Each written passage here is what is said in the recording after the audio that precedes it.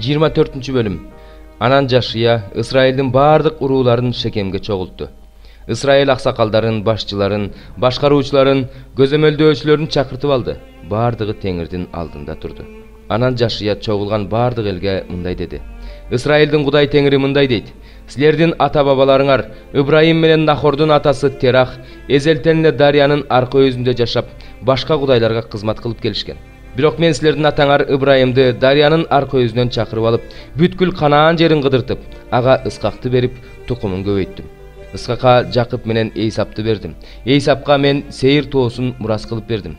Жакып болсо уулдары менен Мисирге көчүп кетти. Анан мен Муса менен Аарунду жиберип, Мисирди катуу жазалар менен кыйраттым. Силерди ал жерден алып чыктым. Мен силердин ата-бабаларыңарды Мисирден алып чыктым.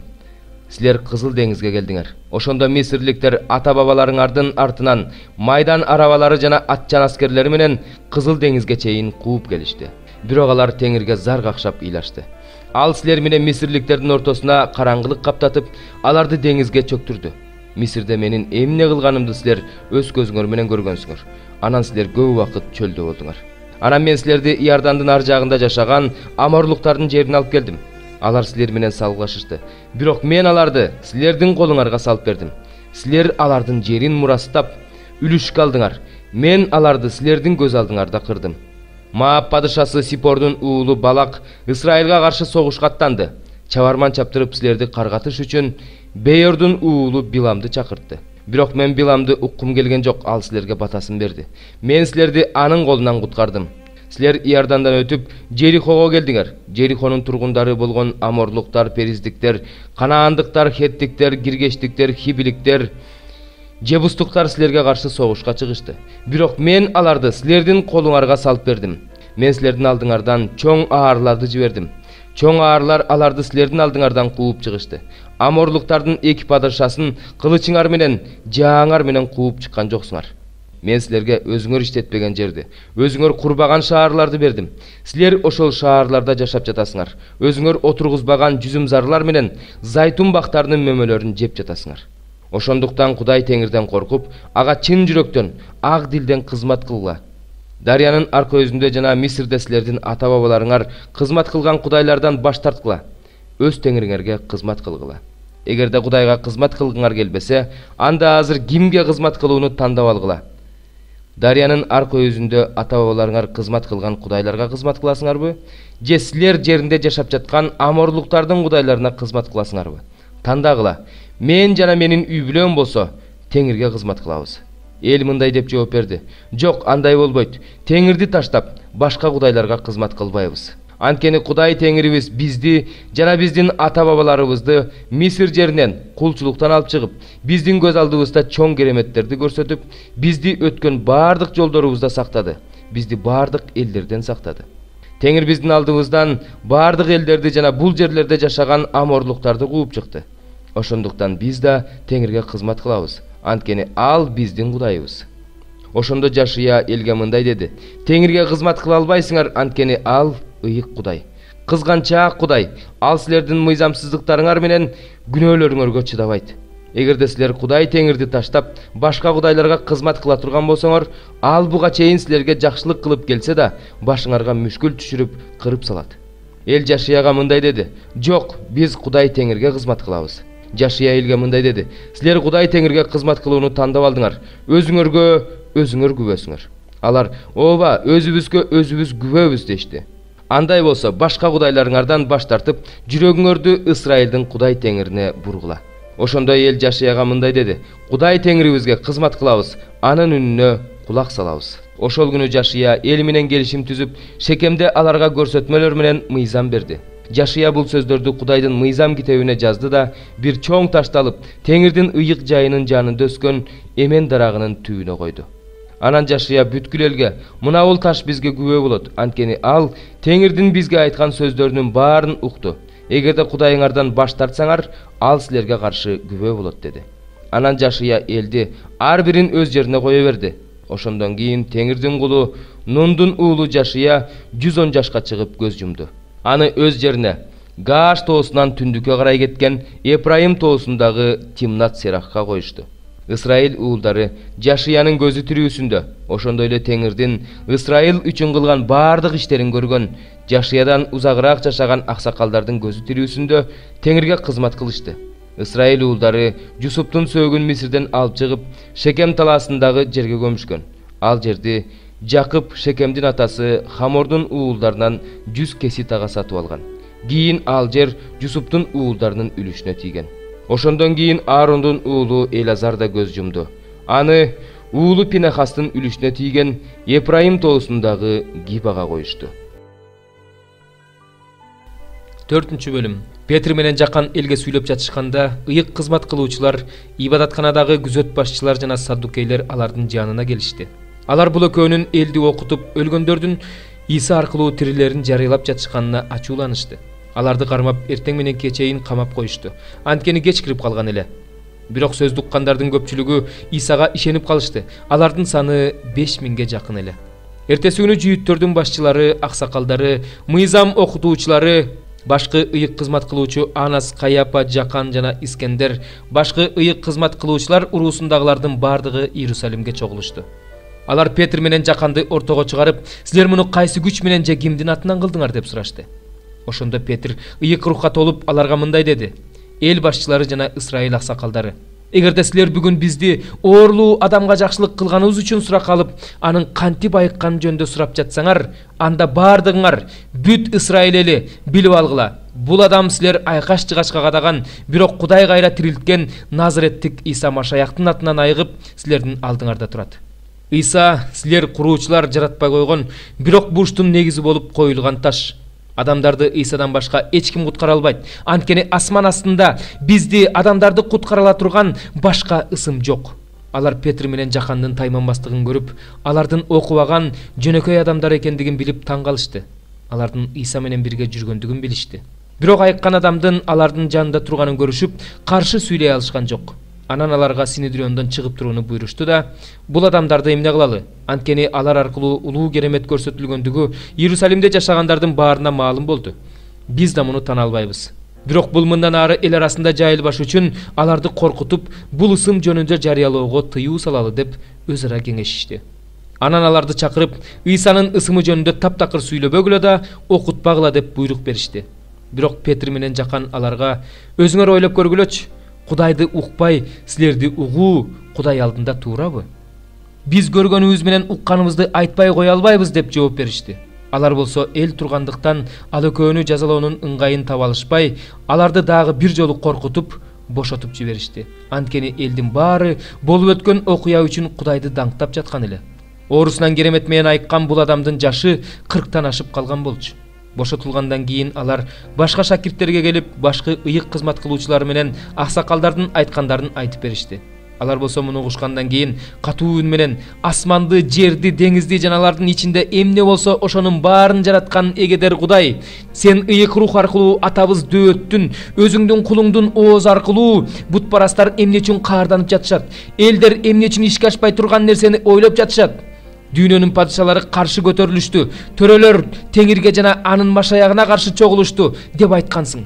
Чын эле бул шаарда Ирод менен Понтий Пилат бутпарастар менен Исрайыл эли менен бирге өзүң майлаган ыйык уулуң Исага каршы чогулушту.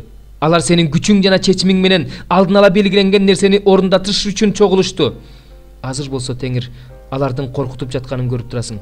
Өзүңдүн сөзүңдү тайманбастык менен айтышыбыз үчүн кулдарыңа кайраттуулук бере көр.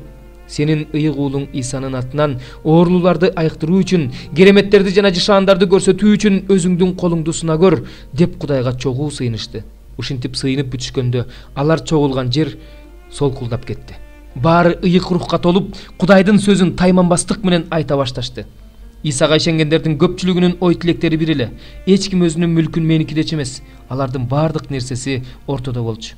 Элчилер болсо Теңир Иса Машаяктын өлүп, кайра тирилгендигин зор кайраттуулук менен күбөлөндүрүп жатышты. Баардыгынын үстүндө Кудайдын зор ырайымы бар эле. Алардын эч кимиси эч нерсеге муктаж болчу эмес. Анткени менчик жерлери же үйлөрү барлардын баары аларды сатып, сатылган нерсенин акчасын алып келип, элчилердин колуна тапшырышчу. Андан ар бир адамга муктаждыгына жараша берилчү. Кипрлик Леби Жусуптун менчик жери бар эле. Элчилер аны Барнаба деп коюшчу. Бул ысым сооротуучу деп которулат. Ал өз жерин сатып, акчасын алып келип элчилердин колуна тапшырды. 13 бөлүм. Теңир мага бар өзүңө зыгыр кур сатып ал, аны менен белиңди курча, бирок аны сууга салба деди. Ошондо мен Теңирдин сөзү боюнча кур сатып алып аны белиме курчадым. Мага Теңирден экинчи жолу мындай сөз айтылды: сен сатып алып белиңе курчаган курду ал да тур, Эфратка бар. Аны ошол жерге асканын жаракасына катып кой. Теңир мага буйругандай мен бардым да аны Эфратка катып койдум. Көп күн өткөндөн кийин Теңир мага тур, Эфратка бар, мен сага катып кой деген жерден курду ал деди. Мен Эфратка келип курду катып койгон жерден казып алдым.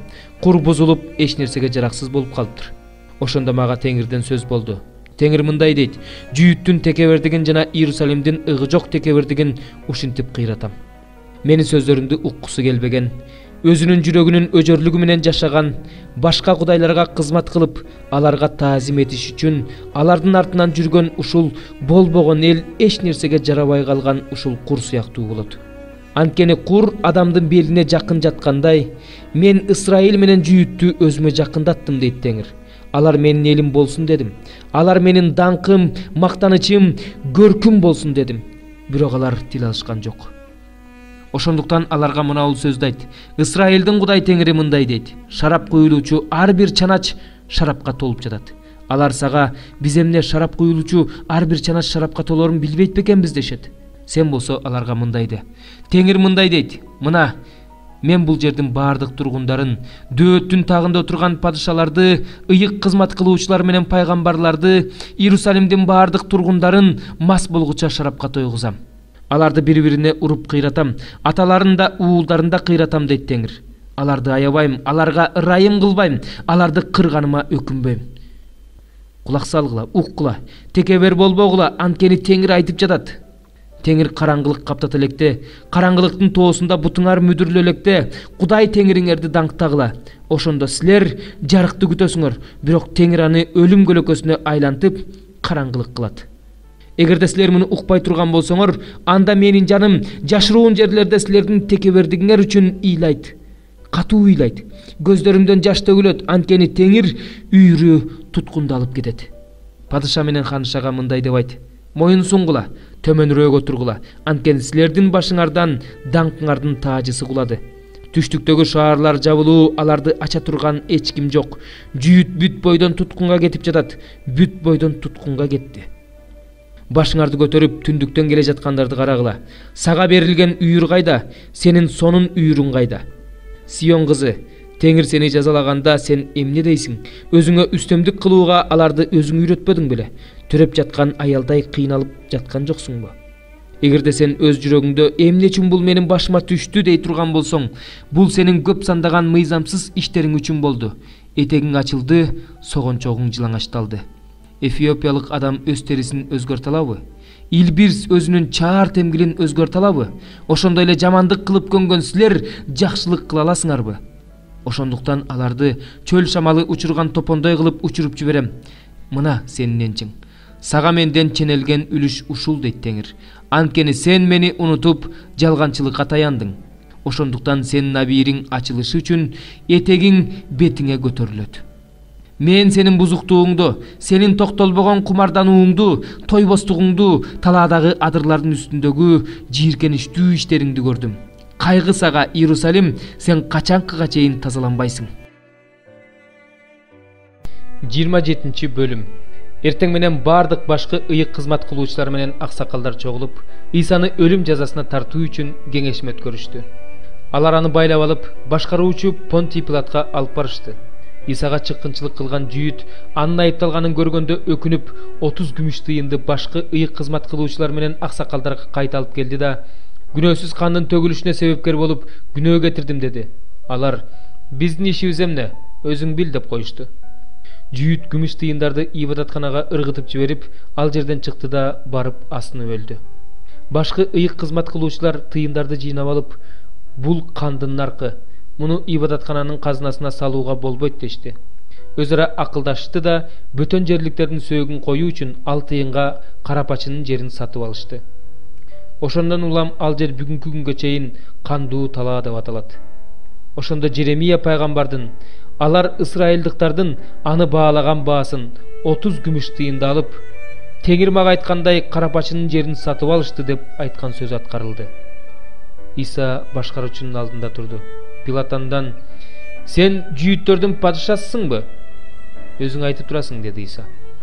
Айыптап жаткан башкы ыйык кызмат кылуучулар менен аксакалдарга Иса такыр жооп берген жок. Ошондо Пилат ага мындай деди: "Сага каршы кандай күбөлөндүрүүлөрдү айтып жатышканын угуп жатасыңбы?" Бирок Иса анын бир да сөзүнө жооп берген жок. Пилат буга аябай таң калды. Пасах майрамы сайын эл каалаган бир туткунду боштондукка чыгарууну башкаруучу адат кылып алган эле. Ошол учурда түрмөдө Барабба деген атагы чыккан бир туткун бар болчу. Баары чогулганда Пилат мындай деди: "Кимди бошотушумду каалайсыңар? Бараббаныбы же Машаяк аталган Ыйсаныбы?" Анткени аны көрө албастыктан улам кармап беришкенин Пилат билчү. Пилат сот тагында отурганда аялынан: "Ал адил адамга тие көрбө. Анткени мен түндө түшүмдө ал үчүн аябай кыйналып чыктым" деген кабар келди. Ошол учурда башкы ыйык кызмат кылуучулар менен аксакалдар Бараббаны сурагыла, Ыйса өлүм жазасына тартылсын деп элди көндүрүп жатышты. Пилат алардан: "Экөөнүн кимисин бошотуп берүүмдү каалайсыңар?" деп сурады. "Бараббаны" дешти алар. "Анда Машаяк аталган Ыйсаны эмне кылайын?" деген Пилатка баары бир ооздон: "Ал айкаш жыгачка кадалсын" деп жооп беришти. Башкаруучу: "Ал кандай жаман иш кылды эле?" десе, алар: "Кадалсын" деп ого бетер катуу кыйкырышты. Эч нерсе жардам бербестигин, тескерисинче ызычуу күчөп баратканын көргөн Пилат суу алып, элдин алдында колун жууду да мындай деди: "Бул адил адамдын каны үчүн мен күнөөлүү эмесмин. Өзүңөр билгиле." Элдин баары: "Анын каны биздин жана биздин балдарыбыздын мойнунда болсун" деп жооп беришти. Ошондо Пилат аларга Бараббаны бошотуп берди. Ыйсаны болсо камчы менен сабаткандан кийин айкаш жыгачка кадатуу үчүн аскерлердин колуна тапшырды. Башкаруучунун аскерлери Ыйсаны падыша сарайына алып келишти да бүт аскер бөлүгүн анын тегерегине чогултушту. Ыйсанын кийимин чечип алып, падышалар кийүүчү кочкул кызыл чапан кийгизишти. Тикенектен тааж өрүп, башына кийгизип, оң колуна таяк карматышты да алдына тизе бүгүп: "Салам жүйүттөрдүн падышасы" деп гелекелешти. Ага түкүрүштү, чыбык менен башка чапкылашты. Гелекелешкенден кийин андан падышалар кийүүчү кочкул кызыл чапанды чечип алып, өз кийимин кийгизишти. Анан аны айкаш жыгачка кадоо үчүн алып жөнөштү. Жолдо алар Киринеялык Шимон деген адамды учуратып, Ыйсанын айкаш жыгачын мажбурлап көтөртүп коюшту. Ошентип алар Голгофа деген жерге келишти. Эврей тилиндеги бул сөз баш сөөгү деп которулат. Ага өт кошулган шарап беришти. Ал анын даамын татып көрүп, ичпей койду. Аны айкаш жыгачка кадап коюшкандан кийин кийимдер үчүн өкчөмө таш ыргытып, өз ара бөлүп алышты. Андан кийин ошол жерге олтуруп, аны күзөтүштү. Баш жагына "Бул жүйүттөрдүн падышасы Ыйса" деп жазылган, анын айыбын көрсөткөн тактайчаны илип коюшту. Ыйсанын жанына эки кылмышкер да айкаш жыгачка кадалды. Бири анын оң жагына, а бири сол жагына. Ал жерден өтүп бара жаткандар баштарын чайкап: "Ибадаткананы бузуп, 3 күндө тургузуучу, эгерде Кудайдын уулу болсоң, куткар өзүңдү. Түш айкаш жыгачтан" деп тилдеп жатышты. Башкы ыйык кызмат кылуучулар да, мыйзам окутуучулар жана аксакалдар менен бирге аны мындай деп шылдыңдашты: "Башкаларды куткарды, өзүн болсо куткара албайт. Эгерде ал Исраилдин падышасы болсо, айкаш жыгачтан түшсүн, ошондо биз ага ишенели. Ал Кудайдан үмүттөнчү эмес беле? Эгерде ал Кудайга жакса, Кудай аны куткарып алсын. Анткени ал Кудайдын уулумун дебеди беле?" Анын жанындагы айкаш жыгачтарга кадалган кылмышкерлер да аны тилдеп жатышты. 6 сааттан 9 саатка чейин бүт жерди караңгылык басып турду. 9 саат чамасында Ыйса "Эли, Эли, лама шабактани" деп катуу кыйкырды. "Бул Кудайым-ай, Кудайым-ай, мен эмнеге жалгыз калтырдың" деп которулат. Ал жерде тургандардын кээ бирөөлөрү мунукканда ал Илиясты чакырып жатат дешти. Алардын бири дароо жүгүрүп барып, соргуч алып келди. Аны ачуу ичимдикке малып, таяктын учуна илип, Ыйсанын оозуна жакындатты. Кээ бирөөлөр болсо: "Кое тур, Илияс келип аны куткарар бекен, көрөлү" деп жатышты. Ыйса дагы бир ирет үнүн катуу чыгарып, жан берди. Ошол учурда ибадаткананын көшөгөсү жогорудан ылдый айрылып экиге бөлүнүп калды. Жер титиреп, аскалар жарылды. Мүрзөлөр ачылып, ыйык маркумдар тирилишти. Алар мүрзөлөрүнөн чыгып, Ыйса тирилгенден кийин ыйык шаарга кирип, көп адамдарга көрүнүштү. Жүзбашы менен бирге Ыйсаны күзөткөн аскерлер жер титирөөнү, болуп жаткан окуяларды көрүшкөндө үрөйлөрү учуп, бул чын эле Кудайдын уулу болчу дешти. Ал жерде Галилеядан бери Ыйсага кызмат кылып, ээрчип келген аялдар да бар эле. Алар алыстан карап турушту. Алардын арасында Магдалалык Мариям, Жакып менен Жусуптун энеси Мариям жана Зебедей уулдарынын энеси бар болчу. Кеч киргенде Ариматаялык Жусуп деген бир бай адам келди. Ал да Ыйсанын шакирттеринен эле. Ал Пилатка келип, Ыйсанын сөөгүн сурады.